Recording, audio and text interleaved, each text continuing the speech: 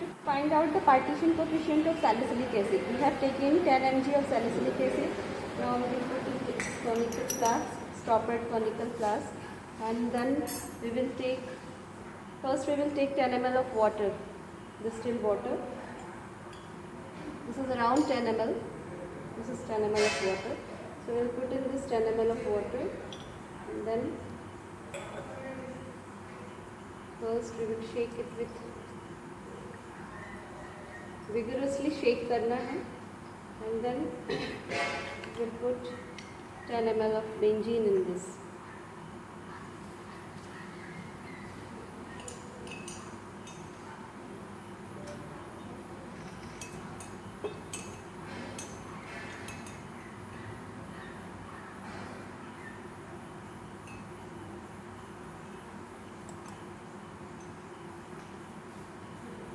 It is 10 ml of benzene. We have picked it out. इसको हम डालेंगे इसमें. Now there are two phases, benzene and water, and we have to find out the partition coefficient or distribution coefficient in these two phases. So we have put salicylic acid, water and benzene in this. Now we will vigorously shake it. Vigorously, इसको काफ़ी देर तक, almost 15 minutes तक आपको इसको shake करना है. This is the separating funnel. इसमें हम लोगों को ये हमने विगरसली शेक किया है नियरली 15 से 20 मिनट्स तक, और अब इसमें से इसको हमको ट्रांसफ़र करना है सेपरेटिंग फनल. तो इसको हम ट्रांसफ़र कर लेते हैं सेपरेटिंग फनल में. This is your separating funnel.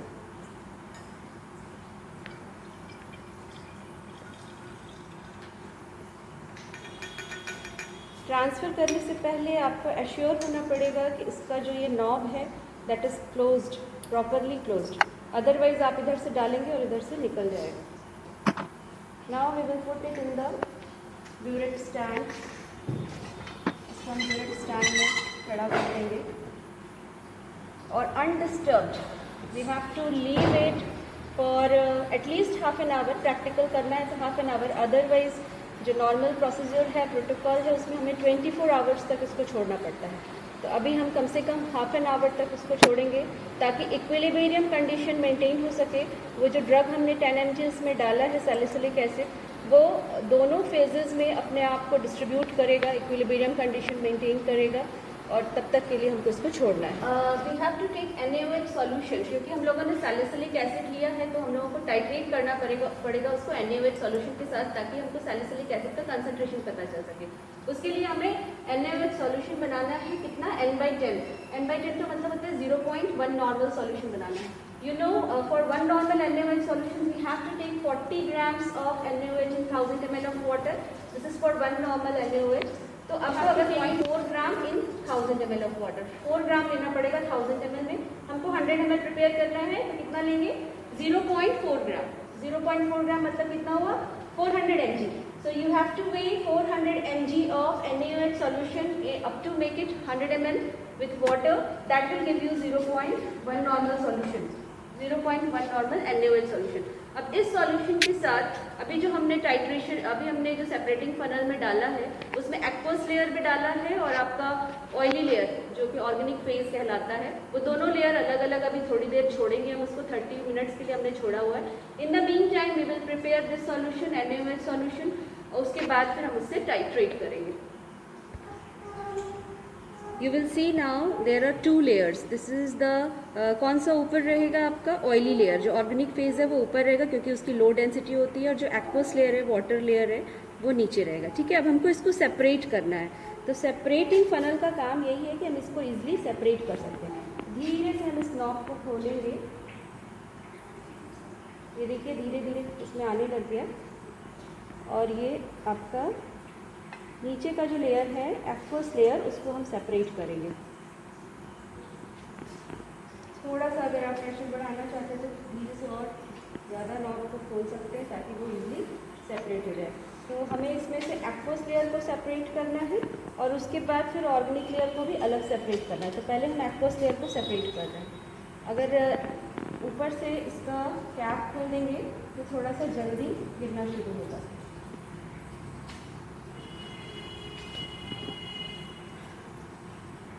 इसको आपको अपने मैनुअल कंट्रोल में रखना पड़ेगा, नहीं तो क्या होगा कि एक बार की पूरा का पूरा ऑयली लेयर भी नीचे आ जाएगा और सेपरेट नहीं हो पाएगा। तो सेपरेट करने के लिए आपको नॉब को मैनुअली कंट्रोल करना है।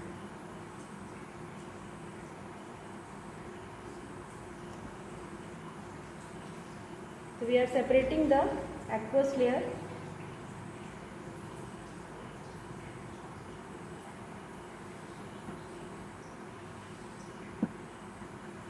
जैसे ही ये यहाँ तक पहुँचेगा मैं इसको स्टॉप कर दूँगी, ताकि वो फिर ऑयली लेयर को फिर अलग से सेपरेट करना है।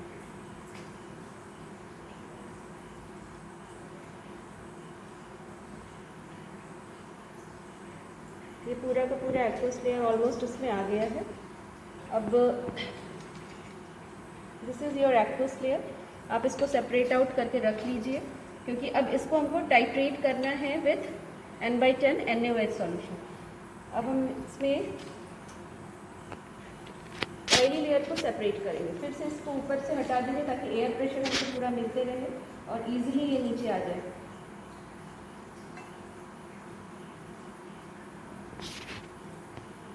बाकी तो पूरा ऑयली लेयर ही है, इसलिए कोई इशू नहीं है, इसमें इजीली इसको सेपरेट आउट किया जा सकता है। सेपरेटिंग फनल का काम आपने देखा, सेपरेटिंग फनल ऑयल और वाटर लेयर एक्वस फेज दोनों को उसने अलग अलग कर दिया।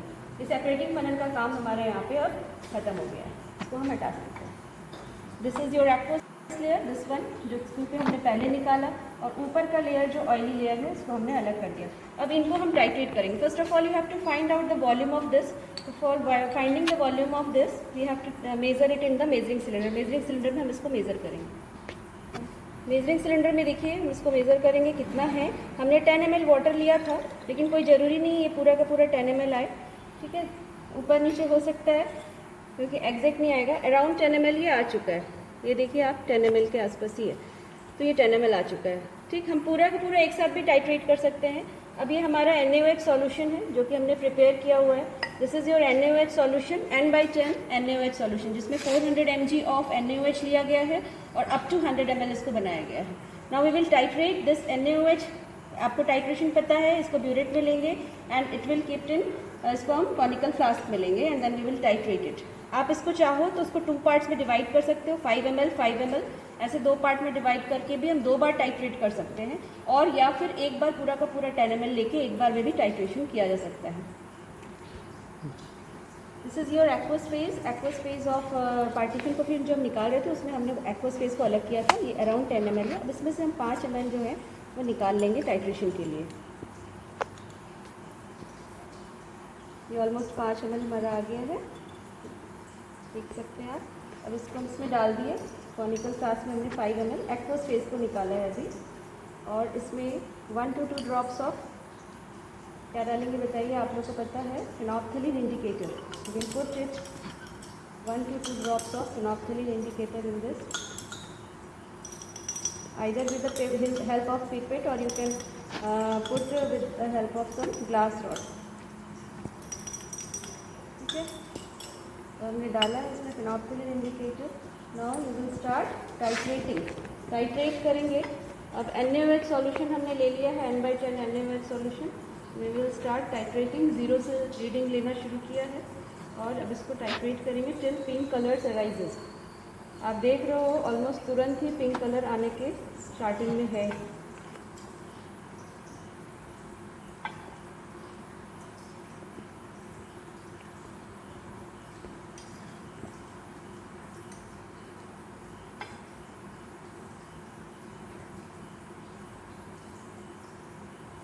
मैं काफ़ी स्लोली कर रही हूँ, अभी थोड़ा सा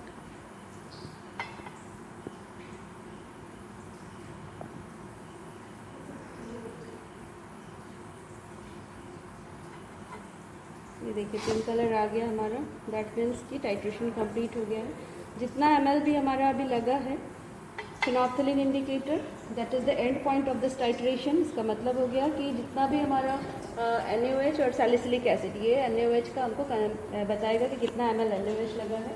around I think 0.5 ml of NaOH consume हुआ है और द एंड पॉइंट आ गया है इसमें 5 ml ऑफ सैलिसिलिक एसिड में। इसी तरीके से हम जैसे अभी हमने एक्वस फेज़ का लिया है, उसी तरीके से फिर हमारे पास ये ऑर्गेनिक फेज़ है। ऑर्गेनिक फेज़ का भी हम टाइट्रेशन करेंगे और एंड पॉइंट निकालेंगे। पहले तो ये दो हमारे पास अभी और 5 ml बचा हुआ है।